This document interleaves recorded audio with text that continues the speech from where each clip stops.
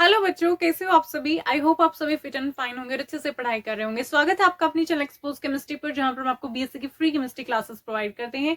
तो आज हम कंटिन्यू करते हैं बेटा ऑर्गेनोमेटालिक केमिस्ट्री चैप्टर को। नेक्स्ट टॉपिक हम यहाँ पर पढ़ेंगे मेटल कार्बोनिल्स क्या है एंड बॉन्डिंग को।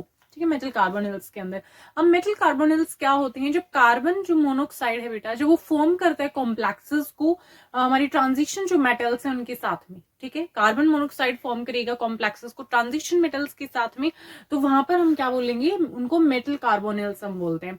यहाँ पर ये लो ऑक्सीडेशन स्टेट में होते हैं, लो पॉजिटिव नेगेटिव ऑक्सीडेशन स्टेट और जीरो ऑक्सीडेशन स्टेट में। ओके, सो क्या हो जाएंगे metal carbonyls. Carbon monoxide form करता है complexes most of transition metals के साथ में लो ऑक्सीडेशन स्टेट के अंदर। ओके, एंड इन्हीं कॉम्प्लेक्सेस को हम क्या बोलेंगे बेटा, मेटल कार्बोनिल्स। क्या बोलेंगे हम इनको, मेटल कार्बोनिल्स बोलेंगे। एंड इन कॉम्प्लेक्सेस के अंदर जो मेटल एटम्स हैं किस ऑक्सीडेशन स्टेट में होते हैं, वो जीरो ऑक्सीडेशन स्टेट, लो पॉजिटिव और लो नेगेटिव ऑक्सीडेशन स्टेट्स के अंदर होते हैं। ओके, जो हमारा मेटल एटम होता है वो। इसके बाद ये कॉम्प्लेक्स हमारे 3 टाइप्स के हो सकते हैं, मोनोन्यूक्लियर हो सकते हैं, बायन्यूक्लियर हो सकते हैं और पॉलीन्यूक्लियर भी हो सकते हैं। ठीक है, सो मोनोन्यूक्लियर, बायन्यूक्लियर एंड पॉलीन्यूक्लियर कार्बोनिल्स हमारे हो सकते हैं। एंड जो मेन कैरेक्टरिस्टिक है सीओ लिगेंड की, ठीक है, जो हमारा कार्बोनिल लिगेंड है, इसकी मेन कैरेक्टरिस्टिक क्या है कि ये स्टेबलाइज कर सकता है हमारी लो ऑक्सीडेशन स्टेट्स को। ठीक है, क्या कर सकता है, ये स्टेबलाइज कर सकता है हमारी लो ऑक्सीडेशन स्टेट को। किस तरीके से, देखिए, जो किस तरीके से करता है, ये पोजेस करता है वेकेंट पाई ऑर्बिटल्स को। ठीक है, इसके पास क्या होते हैं, वेकेंट पाई ऑर्बिटल्स होते हैं लोन पेयर्स के साथ साथ। ठीक है, हम क्या बोल रहे हैं, जो कार्बोनिल है बेटा, वो लो ऑक्सीडेशन स्टेट को स्टेबलाइज कर देता है। किस तरीके से वो स्टेबलाइज करता है, बिकॉज उसके पास वेकेंट पाई ऑर्बिटल्स होते हैं। ओके, लोन पेयर्स तो होते हैं, ये साथ में उसके पास वेकेंट पाई ऑर्बिटल्स भी होते हैं। तो देखिए यहाँ पर फॉर्मेशन होती है सिग्मा बॉन्ड की। किस तरीके से पढ़ चुके हैं हम, किस तरीके से यहाँ पर सिग्मा बॉन्ड की फॉर्मेशन होती है। डोनेशन होता है जब लॉन पेयर का इलेक्ट्रॉन्स की किसके अंदर, सुटेबल वेकेंट मेटल ऑर्बिटल्स के अंदर। ठीक है, जब मेटल को इलेक्ट्रॉन्स दिए जा रहे हैं, लॉन पेयर ऑफ इलेक्ट्रॉन्स दिए जा रहे हैं, तो वहां पर सिग्मा बॉन्ड फॉर्मेशन होती है। ठीक है, और यहाँ पर क्या हो जाता है, फिर एक्सेसिव नेगेटिव चार्ज हो जाता है मेटल पे।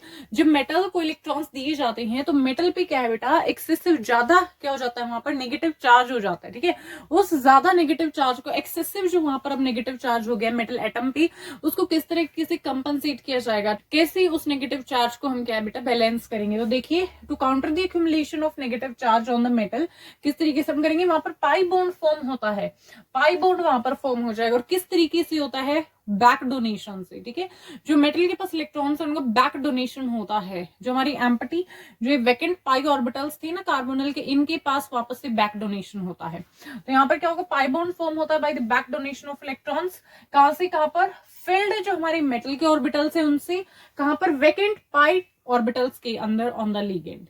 ठीक है, लिगेंड की जो हमारी पाई ऑर्बिटल्स होंगे, वैकेंट जो पाई ऑर्बिटल्स होंगे, उनके पास इलेक्ट्रॉन्स का ट्रांसफर हो जाएगा। और इसी तरीके से जो एक्सेसिव नेगेटिव चार्ज है मेटल के ऊपर, वो हमारा क्या बेटा, कम हो जाएगा। एंड ये जो एबिलिटी है लिगेंड के, लाइक जो हमारा कार्बोनिल है उसकी, तो उसी को वो एक्सेप्ट करता है डेंसिटी को। So the ability of ligand, ligand मतलब यहाँ पर जो हमारा कार्बोनिल है वो एक्सेप्ट करने की इलेक्ट्रॉन डेंसिटी अपनी वेकेंट पाई ऑर्बिटल के अंदर, उसे ही हम क्या बोलते हैं बेटा, पाई एसिडिटी। ओके, इस चीज को आप ध्यान में रखेंगे। पाई एसिडिटी क्या है, पाई एसिडिटी है the ability of ligands to accept electron density into the vacant pi orbitals, वो क्या हो जाएगी, पाई एसिडिटी। समझ में आ गया। इसके बाद सीओ जो है उसे हम क्या बोलते हैं, पाई एक्सेप्टर लिगेंड बोलते हैं। इसको भी ध्यान रखेंगे, किसको बोलते हैं हम, कार्बोनिल। सीओ को पाई एक्सेप्टर लिगेंड भी बोलते हैं। एंड मेटल जो कार्बोनिल्स है इनको हम क्या बोलते हैं, कॉम्प्लेक्स किनकी, पाई एक्सेप्टर और पाई एसिड लिगेंड्स की। समझ आई बात। सीओ को हम क्या बोलेंगे, pi acceptor ligand, and the metals carbonyls are referred as complexes of pi acceptor और पाई एसिड लिगेंड्स। समझ में आ गया यहाँ तक। नेक्स्ट हम देखते हैं बॉन्डिंग को। नेक्स्ट हम पढ़ते हैं बेटा बॉन्डिंग को मेटल कार्बोनिल्स के अंदर। ओके, तो देखिए बॉन्डिंग को हम देखेंगे लीनियर जो मेटल कार्बोनिल्स है उनके अंदर। कार्बन जो मोनोक्साइड है, यहाँ पे क्या होता है बेटा, ट्रिपल बॉन्ड होता है। ठीक है, कार्बन इन ऑक्सीजन के बीच में, अगर हम देखते हैं कार्बन मोनोक्साइड के केस में, वहां पर ट्रिपल बॉन्ड होता है। और एक ऑक्सीजन के पास लोन पेयर होता है एंड एक कार्बन के पास लोन पेयर होता है। ठीक है, इसी तरीके से होता है। देखिए यहाँ पर एक लोन पेयर है कार्बन के पास, एक लोन पेयर ऑक्सीजन के पास, and here is triple bond between carbon and oxygen in case of carbon monoxide. इसके बाद यहाँ पर डेटिव ओवरलैपिंग होती है। फिल्ड जो ऑर्बिटल हैं कार्बन मोनोक्साइड की उनकी, एंड जो स्टेबल एम्प्टी ऑर्बिटल होंगे हमारी मेटल्स की, उनके बीच में यहाँ पर डेटिव ओवरलैपिंग होती है, फॉर्म होता है डेटिव सिग्मा बॉन्ड।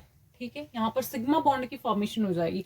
यहाँ पर इलेक्ट्रॉन्स कहां से कहां पर जाएंगी, जो वैकेंट ऑर्बिटल्स है मेटल की, उनके अंदर इलेक्ट्रॉन्स जाएंगे। ओके, तो देखिए ये हमारे मेटल की क्या वैकेंट ऑर्बिटल है, एंड ये क्या हमारा कार्बन मोनोक्साइड है। फिल्ड ऑर्बिटल है किसकी, कार्बन की। ठीक है, फिल्ड ऑर्बिटल है हमारी कार्बन की। तो यहाँ से इलेक्ट्रॉन्स वैकेंट जो ऑर्बिटल है मेटल के उनके पास जाएंगी, तो यहाँ पर सिग्मा ओवरलैप। ठीक है बेटा, इस तरीके से हमारी फॉर्मेशन हो जाएगी। यहाँ पर सिग्मा ओवरलैपिंग हो गई है, देखिए सिग्मा ओवरलैपिंग हो गई है। तो ये क्या हो गया, यहाँ पर कार्बन से मेटल के पास में इलेक्ट्रॉन्स जा रहे हैं ये। ठीक है बेटा, इस तरीके से हम बॉन्ड को शो कर देंगे, कार्बन से मेटल के पास इलेक्ट्रॉन्स जा रहे हैं। उसके बाद देखिए यहाँ पर पाई ओवरलैप होती है, ये तो थी कौन सी, सिग्मा ओवरलैप की हमने बात करी। सिग्मा ओवरलैप में क्या हो रहा है, जो हमारी मेटल है, वैकेंट ऑर्बिटल है मेटल की, उसके अंदर इलेक्ट्रॉन्स दिए जा रहे हैं। बट पाई ओवरलैप के अंदर क्या होता है बेटा, जो हमारी फिल्ड जो मेटल के ऑर्बिटल्स होंगे, डी ऑर्बिटल्स, उनसे अब इलेक्ट्रॉन्स वापस से दिए जाएंगे, जिसे बैक डोनेशन बैक बॉन्डिंग में बोलते हैं।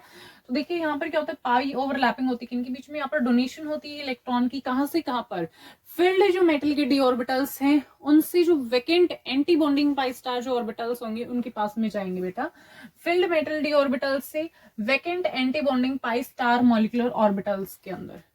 समझ में आया। सो यहाँ पर क्या होगा, फॉर्मेशन हो जाएगी मेटल कार्बन CO बॉन्ड की। ठीक है, मेटल और कार्बोनिल के बीच में यहाँ पर बेटा बॉन्ड फॉर्म हो जाएगा, एंड इसे हम क्या बोलते हैं, बैक बॉन्डिंग या फिर बैक डोनेशन हम बोलते हैं। क्या बोलेंगे इसको, बैक डोनेशन या फिर बैक बॉन्डिंग, ध्यान में रखेंगे इसको भी। तो देखिए यहाँ पर ये मेटल के क्या है, फिल्ड ऑर्बिटल्स है, फिल्ड डी ऑर्बिटल्स है। अब यहाँ से इलेक्ट्रॉन्स किसके पास जाएंगे, हमारे यहाँ पर एंटी बॉन्डिंग जो हमारा एम्प्टी ऑर्बिटल्स होंगे। तो यहाँ पर इस तरीके से क्या है, पाई ओवरलैपिंग हमारी हो जाएगी। सो यहाँ पर इलेक्ट्रॉन्स मेटल से कार्बन बॉन्ड के पास जा रहे हैं। समझ में आ गया।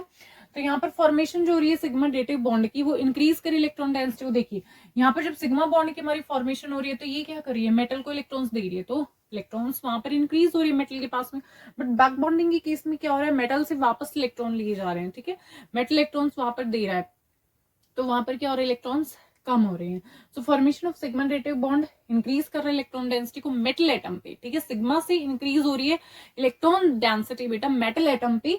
जबकि अगर हम देखते हैं फॉर्मेशन जब होती है पाई बॉन्ड की, वहां पर मेटल से कार्बन के पास में क्या हो रहा है, डिक्रीज हो रही है इलेक्ट्रॉन डेंसिटी ऑन मेटल। यहाँ पर मेटल से कार्बन के पास इलेक्ट्रॉन दिए जा रहे हैं, तो यहाँ पर मेटल के पास जो इलेक्ट्रॉन डेंसिटी है वो हमारी क्या हो रही है, डिक्रीज हो रही है, जिससे कि फॉर्मेशन जो होगी पाई बॉन्ड की वो इंक्रीज करेगी स्ट्रेंथ को मेटल कार्बोनिल बॉन्ड के बीच। समझ में आया।